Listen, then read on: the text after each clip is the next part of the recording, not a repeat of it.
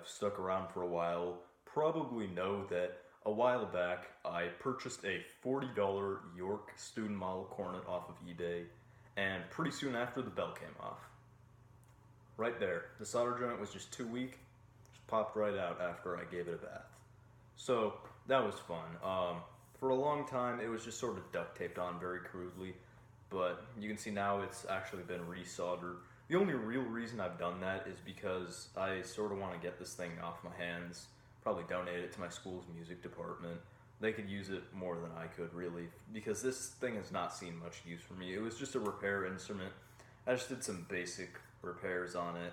That's all I'm really capable of doing, so I figure I may as well turn it over by this point.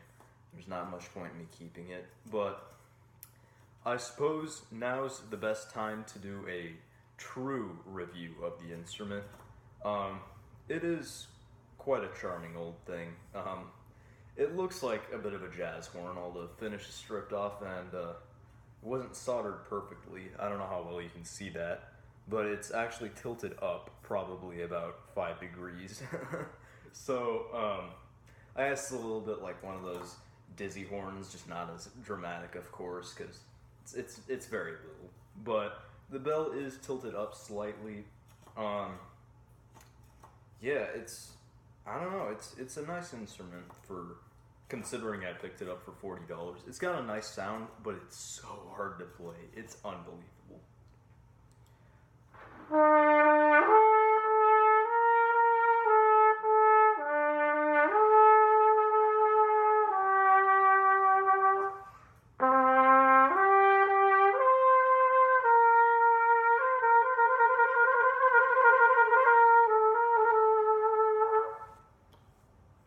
I suppose it's a bit like a flugelhorn in that regard, actually, where it, when you put in a nice deep mouthpiece, it's a Deswick 2, very large, very deep, open sort of mouthpiece.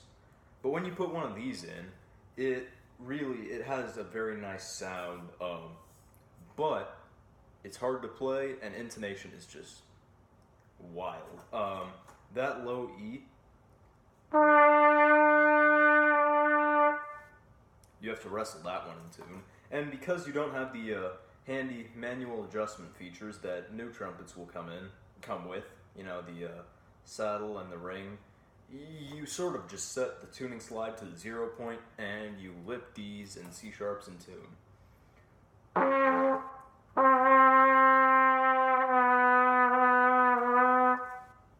It's really not ideal. And then some of the high notes are pretty awful as well.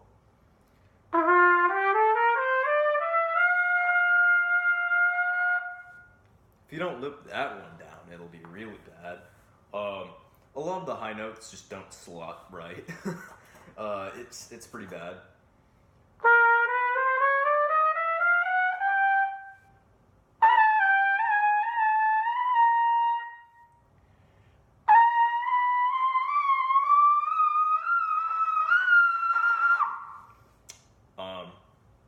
There are some pretty bad notes in there.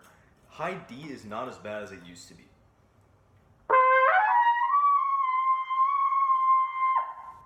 It is now a note on the instrument. It really was not back when I first reviewed the instrument.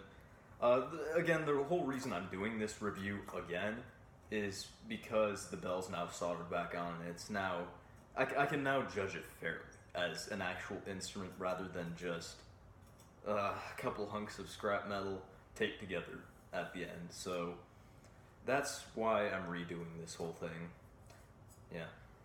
This cornet experiences a very weird phenomenon that I've never seen elsewhere in any other instrument. So logically, when you want to play brighter music, you want to play march stuff that's played on cornet parts, what do? You take a shallower mouthpiece like this Blessing 3C and you pop it in. However, this instrument doesn't seem to work very well when you put in a shallower mouthpiece.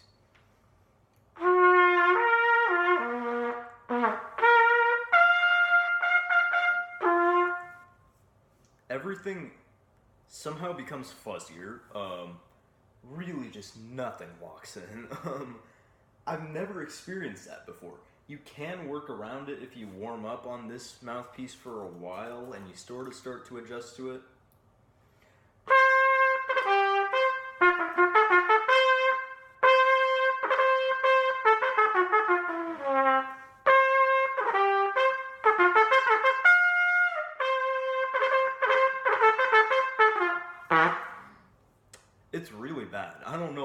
is. The high G there, I sort of fell off of it at the end.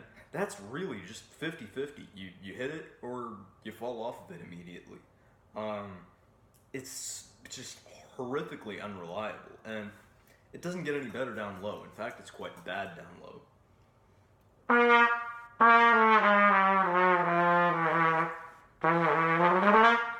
It's a little bit better with the Dennis Will too, obviously.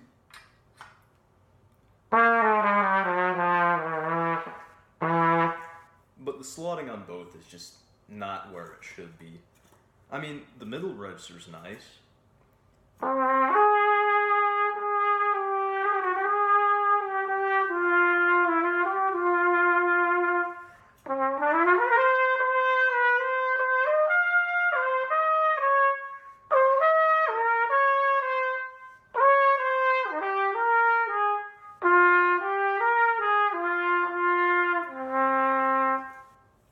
There's a sweet spot on this horn, and that's mainly just the treble staff, and go higher or lower and it just doesn't sound very good. But in the sweet spot, I think it sounds pretty nice. With the high range on this instrument, you can hit it, but intonation is god-awful, and it's really hard to lock in.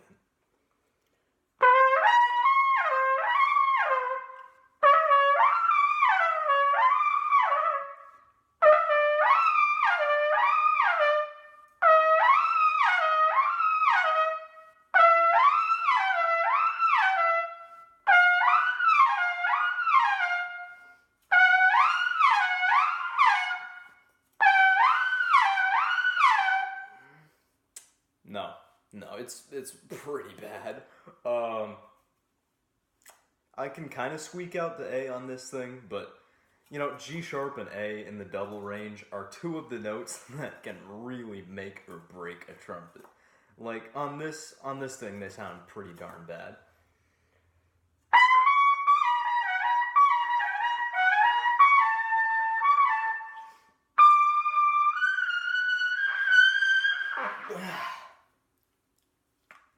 Ugh. Needless to say, this is not the horn I would play on for the high notes. I have my Yamaha Bobby Shoe for that. But again, then price factors in, and this probably costs the modern equivalent of a couple $100s new. I'm sure the raw price listing was less back in the 40s or 50s when this was manufactured, simply because of inflation rates and whatnot. But the bottom line is, this is a pretty cheap instrument, and it's pretty cheap up high. But that's alright. These student models aren't necessarily expected to play in the stratosphere, seeing as they're mainly played by students, hence the name. Something that instruments of this age lack is good compression on the valves. There was little to no pop there. So, that's how the old instruments are. Valves just weren't designed to have such tight tolerances back then. We didn't really have precision manufacturing in the 40s and 50s like we do now. Plus they degrade with time some, I think. And it's not optimal. However, it can actually be pretty good in jazz music because, take for instance, lip bends, lip trills, anything of that nature that involves sort of shaking between two partials or bending the pitch out of tune with your chops. I'm really bad at both of those right now, thanks to the amateurship, but I can actually do them on this instrument.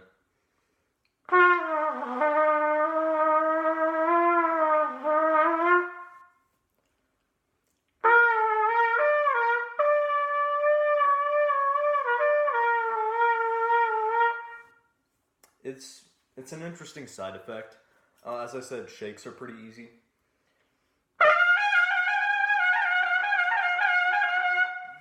I don't know. Especially up high where the notes don't lock in at all, it's pretty nice.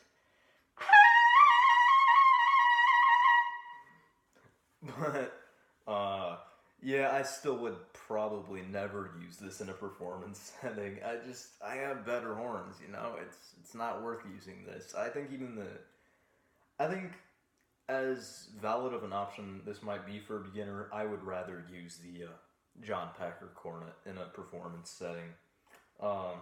Maybe aside from if I was playing a second or third part in a jazz band.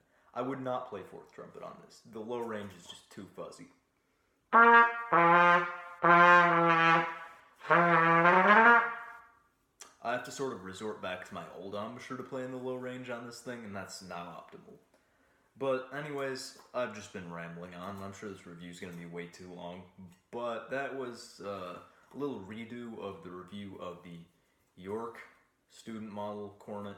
There's not a model number on here. There's just the York company logo on the bell and the serial number. That was how I determined that it's likely from the 40s or 50s, but aside from that, no further information. But I hope you guys enjoyed the review.